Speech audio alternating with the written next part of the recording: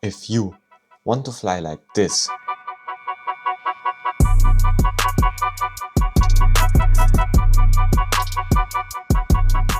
or like that,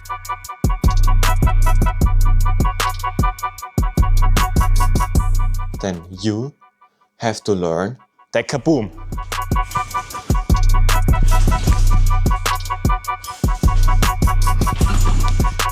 The Kaboom is a super easy and one of the most fun trampoline tricks to do. First things first. What even is a Kaboom? Well, a Kaboom is a backflip of your back where you snap your heels into the trampoline, and the snap will give you the backwards rotation. And the best thing about the Kaboom is that you don't essentially need to be able to do a backflip. You can still learn a Kaboom if you can't do a backflip. What you should be able to do though is a pullover. A pullover is basically kind of like a mix between a backflip and a backwards roll. So you jump on your back, try to land on your shoulders and your back, and then once the tramp bounces you up again, you pull your knees to your shoulders. It looks like this.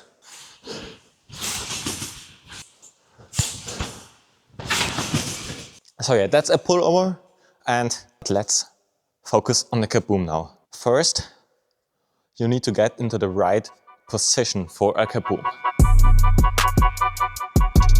I want you to just lay down on your trampoline like this. Your hands can either be here or a little bit more backwards like this. And now I want you to extend your legs and snap your heels on the trampoline, like this. One more.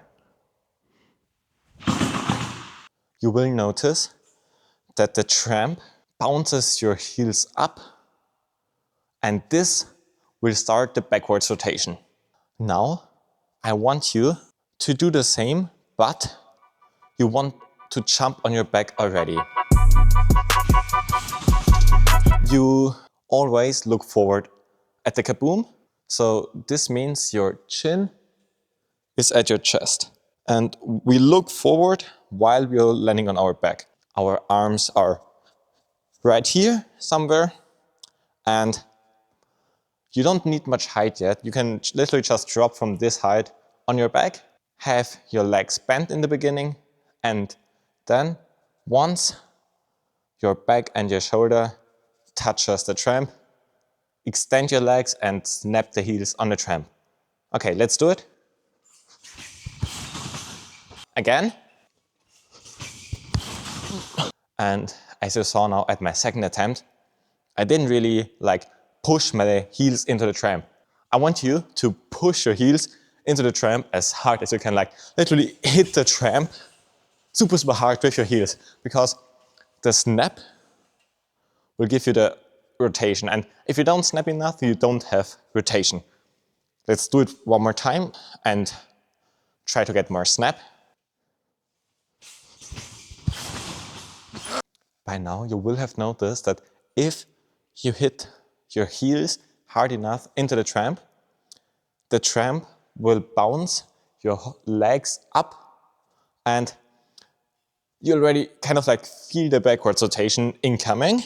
I want you to get comfortable with this movement, because this is what we need now for the Kaboom. What you're going to do next is you do the same exercise, but are not standing in a squat position like this. We are standing upright, and maybe even jump a little bit and do the same. As you will feel here, if you snap super hard, it's kind of hard to prevent your body from doing the Kaboom already and doing the backwards rotation.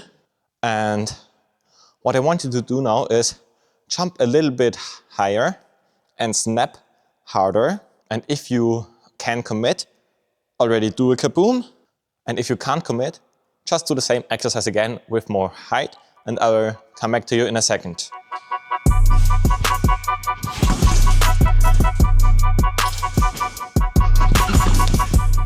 This was a kaboom, and the only thing that you have to do after the snap is you have to bring your knees to your shoulders to make yourself small in the air and to rotate even faster. If you want to, you can also grab your shins and tuck. I would recommend you that once you can do a kaboom, play around with different variations. So do a tucked kaboom, do a kaboom in this position, maybe try even a pike or a layout, because this will just give you a much better understanding of the snap and of the whole kaboom tech. Anyway, let's get back to people like me when I first learned the kaboom who just couldn't commit. I want you to kind of cheat the kaboom. And what I mean with cheating the kaboom is you want to go over your side. So once you feel the snap and the legs coming up, turn a little bit to your side, and you don't really have much height here. So you can literally land on your side and it doesn't hurt. So I will just do it one time. And if going to the side is too scary for you, what you can also do is try the first exercise and try to slowly get a little bit more rotation in so that you land on your upper shoulder, and like there will be a moment when you're just ready to send it. Just get the reps of this pre-exercise in, and I'll promise you, like after you've done like 100 reps, you want to send it. Like you're so pissed that you haven't committed to it yet, so you will just send it. So just do this pre-exercise again. Like this actually was a pretty good example. So if it feels like this, like you will be pissed that you haven't just like tucked and sent it. Like then you want to send it automatically. So just give it a little bit of time, and I'm sure that you will be able to do it soon. In the beginning, it will be pretty normal that not every kaboom will be like with the perfect snap, and there may be some kabooms which you won't land in the beginning, but it doesn't matter. You can just land on your knees or even on your stomach, because we are on a trampoline and we can do this. Don't be afraid if you feel that your rotation is pretty slow. Still commit to the kaboom. Unless you feel like you have no rotation, then just land on your upper shoulder. Otherwise, you can always land on your knees like this. Let's move on to some tips that will help you with your first few kabooms. Tip number 1 is make sure to actually have your chin at your chest and to look forward when you get into the position of landing on your back and when you land on your back, and also when you snap your heels on the trampoline. Tip number 2 is, in the beginning, a lot of people tend to snap their whole foot on a trampoline like this. Don't do this. You want to snap your heels and make sure that your heels are together when you hit them on the tram. You don't want your legs like this. Keep them together and hit them on the trampoline. And my last tip for you is that you should not bring your shoulders forward to your knees, because this will give you a frontwards rotation and we don't want this. Instead, bring your knees to your shoulders once you tuck, and this will give you the backwards rotation that we want. Alright, I've showed you now how you can learn a kaboom, and I've talked about some tips. And now I want to give you guys a little bit more details about the kaboom tech that you can try once the kaboom is like pretty easy for you. So the first tech stuff is the timing of your snap. Your back and your heel/leg touches the trampoline at pretty much the same time. You don't have too much rotation. You will be higher, and if you do more kabooms in a row, you will maintain more height. So this would look like this.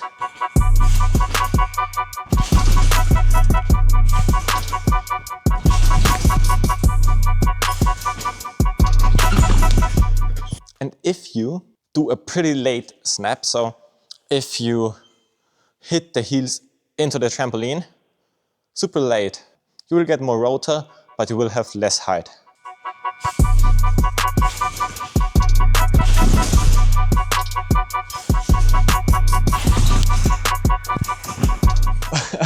Okay, yeah, this was pretty good rotation here. I could have doubled easily. I don't want to show you guys double kaboom yet. Anyway, that much about the legs. Let's talk about the arms. And this is like especially important if you're doing like several kabooms in a row. You want to gain more height by like kind of like pulling your arms upward once you feel your body like leaving the tramp. Like your arms reach up and give you more height. Like it's hard to understand it, so I'll just show it to you now.